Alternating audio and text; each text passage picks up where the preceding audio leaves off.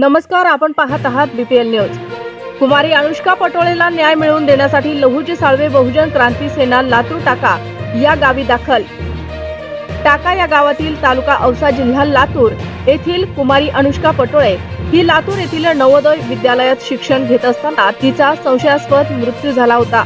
लहुजी साळवे बहुजन क्रांती सेनेचे संस्थापक अध्यक्ष माननीय राधाजी शेळके साहेब यांनी अनुष्का पटोळे हिच्या परिवाराची भेट घेऊन सांत्वन केले व या प्रकरणी दोषी असलेल्या नवोदय विद्यालयातील कर्मचाऱ्यांवर खुनाचा गुन्हा दाखल करावा अशी मागणी जिल्हा पोलीस अधीक्षक लातूर यांच्याकडे केली।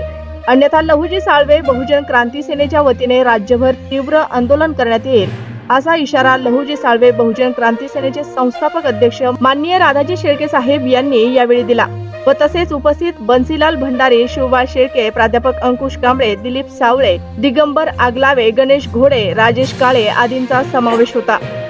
अशा ताज्या घडामोडी, बातम्या व जाहिरातींसाठी बीपीएल न्यूजला लाईक करा, शेअर करा व सबस्क्राईब करा। मुख्य संपादक प्रकाश लालधरे, मोबाईल नंबर 9860 03 4473।